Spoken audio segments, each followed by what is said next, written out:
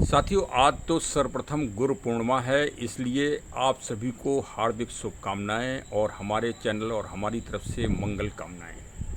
और आप सुन रहे हैं ज्ञान एंड नॉलेज की उपशाखा सुंदर उपवन का ये प्रोग्राम। मैं राम प्रताप सिंह कुशवाहा आज आपको बहुत ही अच्छे विश्लेषण के साथ गुरु पूर्णिमा के महत्व की जानकारी आपको देंगे। देखिए, सबसे पहले ये गुरु श्रृंखला कहाँ से कहाँ तक जाती है, पहला तो प्रश्न ये है। तो आपको ये बता दें कि ये गुरु श्रृंखला चलते चलते महाभारत में पहुँची गए आप, और गीता जी भगवान कृष्ण और अर्जुन का संवाद, वो भी गुरु और शिष्य का संवाद है।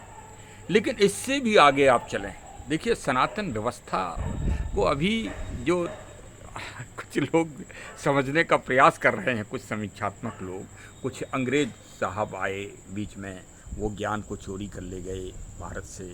अब कुछ कुछ अच्छे लोग चिंतक जो है, जो आलोचनात्मक हैं, वाम पंथ के भी हैं, राइट पंथ के भी हैं, वो भी सनातन को समझने का बीच बीच से प्रयास कर लेते हैं। बीच से जब आप बीच से कोई चीज़ का प्रयास करेंगे तो आप पूर्णता पर नहीं पहुंच सकते। तो पूर्णता के लिए आपको बहुत समर्पण की ज़रूरत है। तो देखिए, गुरु परंपरा और शिष्य परंपरा ये भगवान श्री कृष्ण तक नहीं रुकती, न ये राम तक रुकती है। राम में अगर आप कहो कि वशिष्ठ और विश्वामित्र तक रुक जाए, यह भी नहीं रुकती, इससे भी आगे जाती है। अब इससे आगे कहाँ जाती है, अब आपको ये भी रहस्य बता दें। ये बहुत ही कम लोग रहस्य बताएंगे। हाँ, ये तो बताएंगे कि हाँ, आज गुरु पूर्णिमा है तो आपको आयोजन में आना है और कथा का वो होगा और गुरु दीक्षा दी जाएगी। हाँ, ये गुरु शिष्य तो बना रहे हैं आजकल लोग।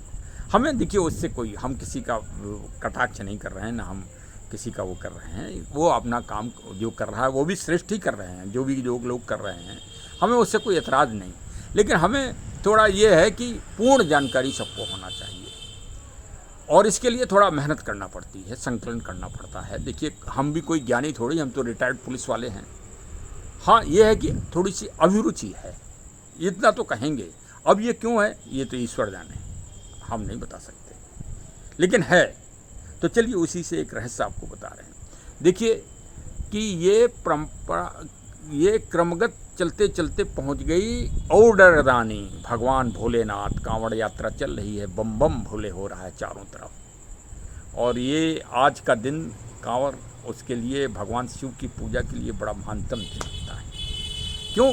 क्योंकि असली गुरु वही हैं, और उन्होंने सबसे पहले गुरु और शिष्य के रूप में सप्त ऋषियों को ब्रह्म के शक्ति और ब्रह्म के साकार और चित्रण और ब्रह्म की महाशक्ति और ब्रह्म के महातत्व को बताने के लिए सबसे पहला ज्ञान दिया था सप्त ऋषियों को। वही आज सप्तमंडल के रूप में आकाश में दीप्तमान हैं, वो सातों ऋषि।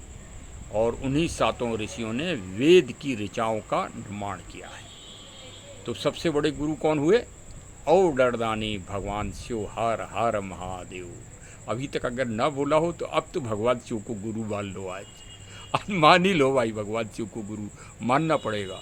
हाँ, वो देखिए, मानते सब हैं इस दुनिया में, कोई ऐसा नहीं जो भगवान शिव को गुरु ना मानता हो। हाँ, ये भी मैं दावे के साथ कह रहा हूँ, ऐसे नहीं कह रहा हूँ कि कपोल कल्पित उठा के। आप किसी भी संप्रदाय, किसी पंथ, किसी भी धर्म, उसमें चले जाएं, भगवान शिव के प्रति चिन्ह को पूजा ही पूजा जा रहा है। वो किसी भी रूप, पूजा की पद्धति अलग अलग है, ये हम बात मानते हैं। हाँ, वो होना भी चाहिए। वो तो हर घर में चार भाई होते हैं, चारों भाई अलग अलग तरह से पूजा करते हैं, इसमें कौन सा विरोध है? करना चाहिए। भगवान ने इसको, भगवान ने भी दिया है, भारत के संविधान ने भी स्वतंत्रता का अधिकार दिया है, धार्मिक स्वतंत्रता तो पूरी तरह से दी है। हाँ भाई, तो वो तो पूजिए। लेकिन देखिए, सामने आज हैं चंद्रमा देव। सामने देखिए, मैं प्रकृति के नीचे ही बना रहा हूँ, जिससे आप सही रूप से गुरु पूर्णिमा का अर्थ समझ सकें। एक तो भगवान शिव ने बताया सप्त ऋषियों को, सप्त ऋषियों ने फिर समस्त भूमंडल को ज्ञान दिया है ब्रह्म का। अब वो रास्ताएं सबकी अलग अलग हैं। फिर गु और रू, दो शब्दों से बना है गु। गुरु। गुरु मतलब गुरु तो किसी भी रूप में हो सकता है। तो गु मतलब जो अंधकार को दूर करे और प्रकाश को अविरल रूप से प्रदान करे। किसके प्रकाश को? ज्ञान के प्रकाश को। और पूर्णिमा क्यों भाई? पूर्णिमा से संबंध क्या है इसका? देखिए, भगवान बुद्ध का भी हर पूर्णिमा से संबंध है, और गुरु नानक जी का भी पूर्णिमा से संबंध है, भगवान राम जी का भी पूर्णमासी से संबंध है। पूर्णमासी का तो बहुत बड़ा आध्यात्मिक महत्व है। तो और इसी अपने गुणवत्ता के कारण ही तो वो भगवान शिव के माथे पर, ललाट पर विराजमान है। ललाट पे कोई चीज़ कब विराजमान होती है भाई? वो कोई मुकुट तो लगाते नहीं भगवान शिव। उनकी तो वेशभूषा की सुंदरता चंद्रमा ही है ना। जब चंद्रमा, द्वितीया का चंद्रमा भगवान शिव की ललाट पे दीप्तमान होता है तो कितना सुंदर लगता है। क्या उससे भी बड़ा प्रकृति का कोई स्वरूप दुनिया में देखने को आपको मिला? आप बताइए, थोड़ा मंथन करिए। देखिए, हमारे साथ मंथन करना पड़ेगा आपको, थोड़ा विचारण करना पड़ेगा। हमारे जो ब्लॉग होते हैं वो एकदम अलग होते हैं। हाँ, वो रटे रटाए या राष्ट्रीय चैनल वाले डुप्लीकेट नहीं होते कि एक ने जो सब किया तो वो सब सियार की तरह हु जितना राष्ट्रीय चैनल आप सुन लो, थोड़ा बहुत बदल के। हमारा अलग चिंतन है। तो चंद्रमा है, और देखिए चंद्रमा इस समय है पेड़ों के बीच में। देखिए सामने आप देखिए, क्योंकि चंद्रमा, मून जो है वो प्रकृति के और प्रकृति के साथ औषधि के देवता हैं। हाँ, अब आप सही पॉइंट पर आए ना। औषधि देवता हैं। जितनी भी औषधियाँ हैं वो सब चंद्रमा से अमर तत्व प्राप्त करती हैं। हमने कई कांटे वाले कैक्टस और कई वैरायटी के पौधे लगा रखे हैं। तो कई पौधे ऐसे हैं जो रात में ही खिलते हैं, जब चंद्रमा अपने पूर्ण प्रकाश पर होता है, और वो तभी तक खिलते हैं जब तक चंद्रमा का प्रकाश रहता है। सूर्य के प्रकाश होने के पहले आप उन्हें कह नहीं सकते कि इसमें कोई फूल भी खिला होगा। और वही औषधि चीज़ें हैं। औषध में जितने भी अमर तत्व हैं वो सब चंद्रमा प्रदान करते हैं। तो भाई, जब चंद्रमा वो शक्ति प्रदान करते हैं तो गुरु को भी चंद्रमा शक्ति प्रदान करते हैं। इसीलिए तो गुरु पूर्णिमा का नाम। और एक और गुरु पूर्णिमा को एक और जो है, मतलब ज्ञान की अगर आप चर्चा करेंगे और सिर्फ वेदव्यास जी की चर्चा अगर ना करें तो भी तो सब अधूरा है। हाँ, 18 पुराण, सारे उपनिषद, सबका जो है लेखन, महाभारत, सब कार्य जब कर लिया, वेदव्यास जी आज के दिन ही अवतरण हुए थे। आज के दिन ही इस भूमंडल पर पूरी दुनिया को ज्ञान देने के लिए आए थे। उनका लिखा ज्ञान अगर ना होता तो ईश्वर को हम लोग समझ ही नहीं सकते थे। ईश्वर की साकार महत्व, साकार उसका आभास ही नहीं होता। क्या श्री रामचरितमानस और रामायण अगर नहीं होती तो क्या हम राम को समझ सकते थे? कितने लोगों को कोई व्यक्ति राम के विषय में समझा सकता था? तो इसलिए ग्रंथ तो अमूल्य धरोहर है, और उसमें वेदव्यास जी सर्वोपरि है। कभी कल्पना करिए कि कितना बड़ा लेखन कार्य किया उन्होंने। अब देखिए, इतने बड़े ज्ञानी को भी गुरु की आवश्यकता पड़ गई।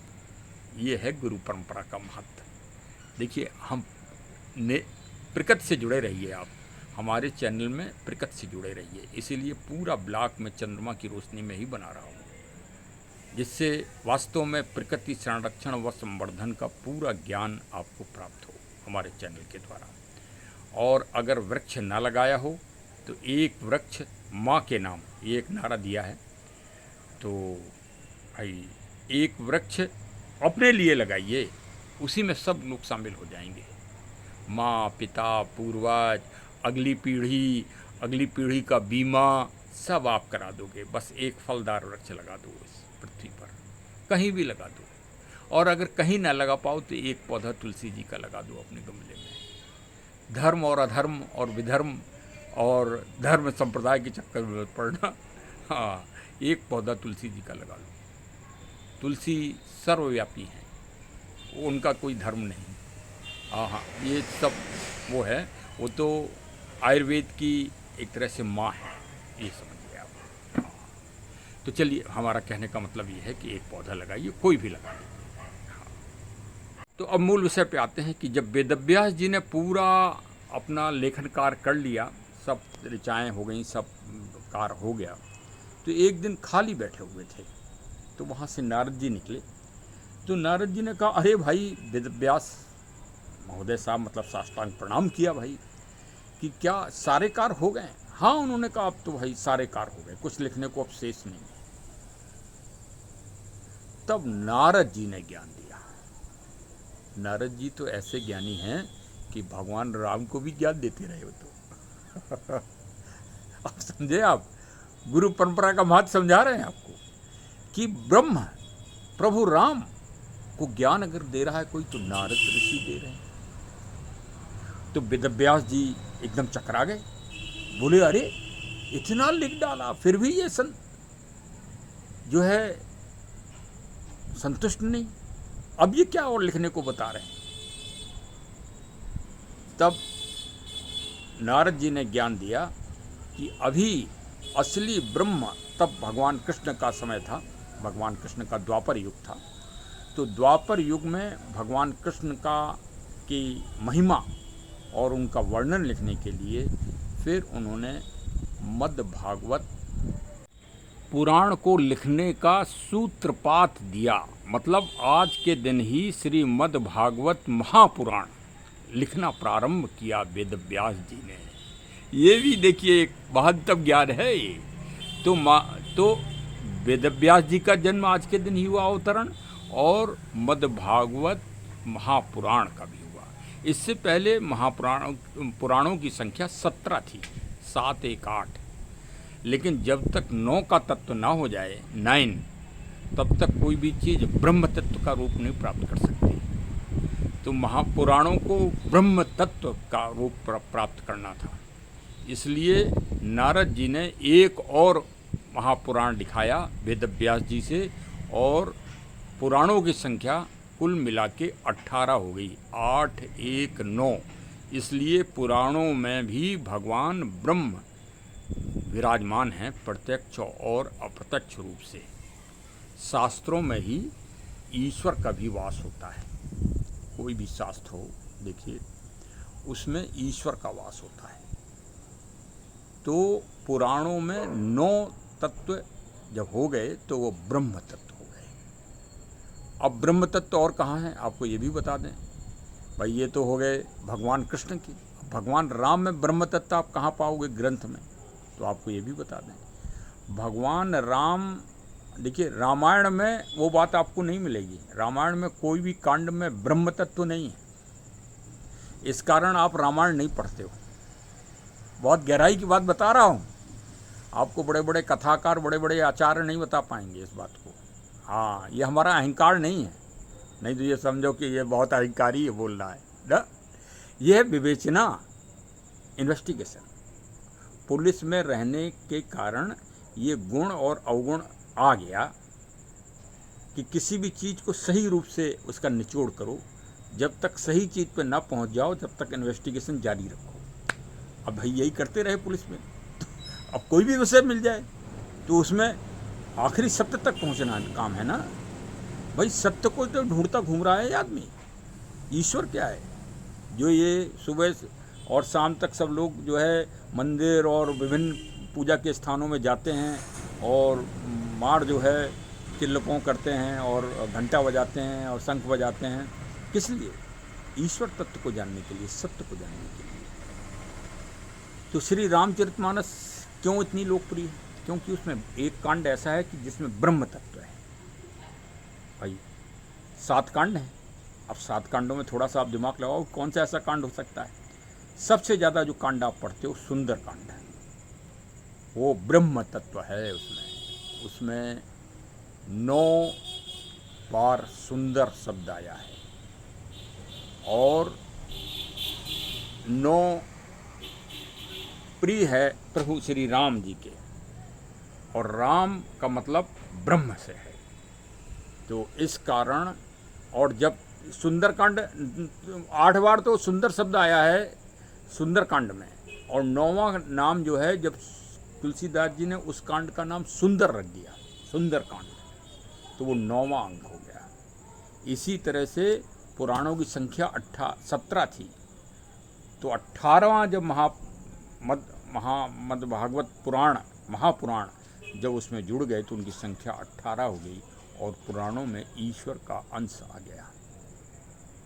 अब इसलिए भी चंद्रमा के सामने बना रहे हैं, इसका वैज्ञानिक महत्व भी आपको बता दें, कितना बड़ा वैज्ञानिक महत्व है कि जो चंद्रमा से अल्ट्रावायलेट किरणें निकल रही हैं वो समुद्र के जल में पड़ती हैं, भाई नेचुरल पड़ेंगी, और समुद्र एकदम ऐसा लगता है इस समय, इतना सुंदर लगता है जब चंद्रमा की किरणें उसके ऊपर पड़ती हैं और लहरें जब चलती हैं। वैज्ञानिक महत्व ही समझ लीजिए, साकार है, कोई ऐसा नहीं है कोई हम बना रहे हैं। औषधियों वाला तो बता ही दिया आपको कि औषधियों में आयुर्वेद के जनक हैं चंद्रमा जी। अब जरा समुद्र की स्थिति कि कोई पूर्णमासी, जब कोई ये आज के तरह से कोई नासा या कोई इसरो आदि कोई वो नहीं थे सेंटर, तब भी हमारे मनीषियों ने इस बात की खोज कर ली थी कि चंद्रमा की किरणों से और समुद्र के ज्वार भाटा से बहुत बड़ा गहरा संबंध है। ज्वार भाटा मतलब समुद्र सूर्य के प्रकाश से नहीं उबलता सूर्य की गर्मी से नहीं पिघलता, नहीं उबलता, कोई परिवर्तन नहीं आता, लेकिन चंद्रमा की शीतल किरणों से प्रकाश से उबल जाता है। तो अब आप रहस्य समझे, इसलिए गुरु और चंद्रमा का इतना बड़ा समायोजन है और इसीलिए इसको गुरु पूर्णिमा कहते हैं। तो चलिए हम शायद चंद्रमा की अल्ट्रावायलेट किरणें हमारे फ़ोन में पड़ें, मोबाइल में, और वो सब आपके पास भी पहुँचें, हम सभी के पास पहुँचें और सभी का जो है जीवन उन्नतिमय हो, प्रकाशवान हो, ज्ञानवान हो, अंधकार को दूर करें और इस सनातन व्यवस्था को, इस प्रगति व्यवस्था को, प्रगति सनातन पूरी तरह से आप जब देखें, सनातन की जो पूजा पद्धति है वो पूरी तरह से प्रकृति के संरक्षण व संवर्धन के लिए समर्पित है। अब कल से ही लग जाएंगे श्रावण मास, मतलब प्रकृति का मास, श्रावण मास प्रकृति आच्छादित है पूरे। मतलब देखिए, लोग बाग कहते हैं कि अमेरिका है ये, और ये दुनिया भर के जो नए नए देश से बने हैं अभी 400-500 साल पहले, तो ये क्या थे, वहाँ जंगल था, वो रहने लायक जगह नहीं है प्राकृतिक दृष्टि से। आप ज़बरदस्ती रहो, अब समुद्र के अंदर मकान बना के रहने लगो भाई, तो अलग चीज़ है। लेकिन प्रकृति क्या है, प्रकृति तो ये जितना भी ये आप सुनते हैं, मतलब थली स्थल जो था, रोम, ताशकंद और रसा का कुछ एरिया, अब रसा कुछ एरिया तो अभी तक रहने लायक नहीं है, निर्जन है वो। अब वहाँ पे आप जाके मकान बनाने लगो भाई, जब आबादी बढ़ रही, जनसंख्या बढ़ रही है, तो वो भी क्षेत्र थोड़ी बचेगा। तो ये अमेरिका अमेजन के जंगल हैं, ये नील नदियों के, अमेजन के, वहाँ कोई रहने लायक जगह, वहाँ क्लाइमेट थोड़ी है। अब वहाँ ज़बरदस्ती आप रह रहे हो, उसका क्लाइमेट चेंजिंग का असर आ रहा है पूरी दुनिया में, और पूरी दुनिया में जो है अटलांटा और उसमें बर्फ़ के पहाड़ पिघलना चालू हो गए हैं।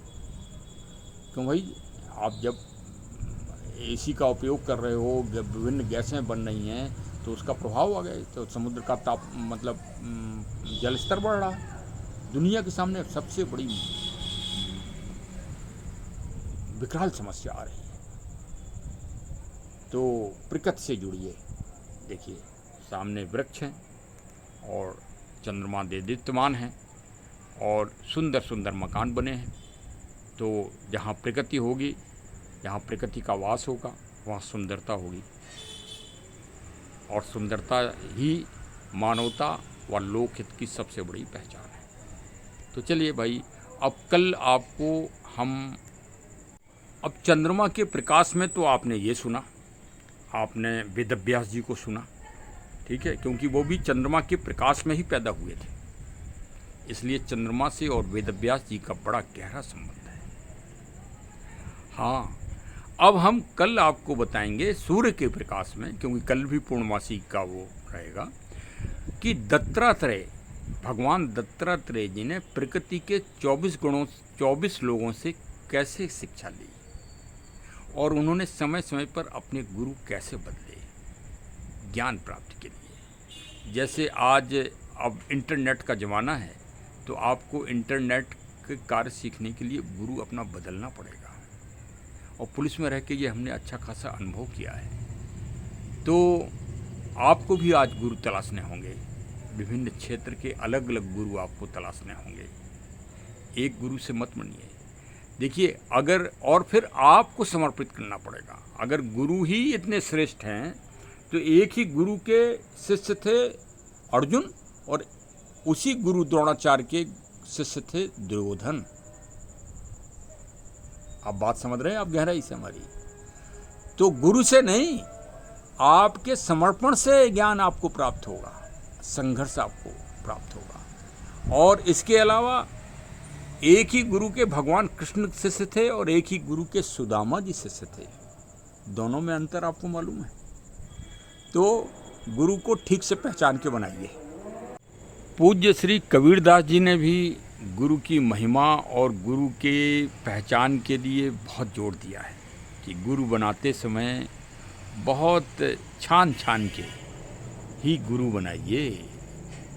और गुरु को बनाने के लिए उन्हें भी परीक्षा और संघर्ष करना पड़ा था। देखिए, गुरु से सीधा सीधा लाभ क्या है? अब प्रश्न ये आता है कि आखिर गुरु का इतना महत्व क्या है? देखिए, आज आप कोई गुरु से मिले जिनकी उम्र आज 60 साल है, तो उनको 60 साल का अनुभव है, और आप हैं 20, 21, 22 साल के, 25 साल के, तो आपको 25 साल का अनुभव है, लेकिन उनको 60 वर्ष का अनुभव है। वो अपने अनुभव का अंश आपको सूक्ष्म में तुरंत प्रदान कर सकते हैं, जिसको प्राप्त करने के लिए आपको बहुत बड़ा संघर्ष करना पड़ेगा। जैसे कोई ग्रंथ है, तो ग्रंथ का सार वो जिसने पढ़ी होगी वो उस ग्रंथ को वो आपको तुरंत बता देगा। 5 मिनट लगेंगे, पूरा ग्रंथ आपकी समझ में आ जाएगा कि हाँ, इस ग्रंथ में ये लिखा है। और नहीं तो हर पन्ना और हर लाइन और हर शब्द आपको पढ़ना पड़ेगा और डिक्शनरी से कंसल्ट करना पड़ेगा। तो आपका जीवन, पूरा एक जीवन इसी काम में निकल जाएगा। जैसे अब नेतागिरी में आ जाइए कि जैसे एक आप जो है सेंट्रल स्तर के, मतलब भारत सरकार के स्तर के किसी मंत्री जी के सानिध्य में आ जाएं, आप उनके OSD बन जाएं जैसे, या प्राइवेट सेक्रेटरी बन जाएं, तो आप या और किसी तरह से नेतागिरी में संगठन में आप आ जाएं और उनका आशीर्वाद आपको मिल जाए, मतलब वो एक तरह से आपके राजनीतिक गुरु हो गए, तो तुरंत आप फेम हो जाएंगे आप पूरे भारत में। और नहीं तो आप जो है ग्राम पंचायती का चुनाव लड़ते रहिए और ब्लॉक प्रमुखी का चुनाव लड़ते रहिए, उसी में आपकी उम्र पूरी हो जाएगी। तो अब समझ में आया आपको गुरु का महत्व? हाँ, आज के राजनीतिक दृष्टि से गुरु का महत्व आप जल्दी समझ लेंगे। तो इस तरह से जितना अच्छा गुरु आप बनाएंगे, समझ लीजिए कि उतने ही जल्दी आप ज्ञान को प्राप्त कर लेंगे। और ज्ञान को अगर प्राप्त कर लेंगे तो आप समस्या विहीन हो जाएंगे। समस्याएं तो आती रहती हैं जीवन में, लेकिन उनका निराकरण आप ज्ञान और अनुभव के द्वारा और गुरु के मार्गदर्शन में तुरंत से तुरंत कर लेंगे। और ऐसा कर लेंगे कि आपको फिर कभी मतलब वापस नहीं लौटना पड़ेगा और सॉरी शब्द नहीं कहना पड़ेगा। ये है गुरु का महत्व। न्यायिक क्षेत्र में जाएं आप तो भी गुरु आपको बनाना पड़ेगा, पुलिस क्षेत्र में जाएं तो भी गुरु बनाना पड़ेगा, मेडिकल लाइन में जाएं तो भी गुरु आपको बनाना पड़ेगा। आप किसी भी क्षेत्र में कदम रखेंगे तो आपको एक विशेषज्ञ की ज़रूरत पड़ेगी। विशेषज्ञ का मतलब ही एक गुरु के रूप में है। और दत्तात्रेय साहब इसके महान उदाहरण हैं समस्त दुनिया के लिए, भारत अकेले के लिए नहीं, समस्त दुनिया के लिए। और ये ज्ञान आपको समस्त दुनिया में फैलाना होगा आज मानवता के लिए और मानव जागरण के लिए। और वरना अगर नहीं फैलाओगे आप तो रूस यूक्रेन युद्ध, प्रथम विश्व युद्ध वार, सेकंड वर्ल्ड वार और थर्ड वर्ल्ड वार के लिए आप तैयार रहें। तो उसमें ऐसा थोड़ी है कि आप बच जाओगे या भारत बच जाएगा। भारत, आप, हम सब शामिल होंगे उस महामारी, महासंकट में।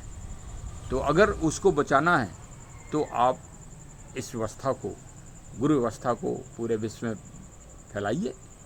हाँ, तो शांति भी मिलेगी और मानवता का भी विकास होगा। और साथ में चंद्रमा का प्रकाश भी पूरी दुनिया में फैलेगा और सूर्य का प्रचंड जो तेज है, जो सत्य कहते हैं जिसको, वो सत्य भी पूरी दुनिया में फैलेगा। तो अब हमारे चैनल को भाई सब्सक्राइब कर लो और फैला दो, सत्य और ज्ञान को फैला दो पूरी दुनिया में भाई हमारे चैनल के माध्यम से। हाँ, और नोटिफिकेशन का बटन भी दबा दो भाई। चलिए, आप लोगों ने सुना, बहुत बहुत आपको हार्दिक धन्यवाद। और गुरु पूर्णिमा पर आपको भगवान शिव की आप पर अनुकंपा वर्षे, कृपा वर्षे और आप प्रगतिवान हों, ऐसा हमारे चैनल से और हमारी तरफ से मंगल कामनाएं। धन्यवाद। जय हिंद, जय हिंद, जय।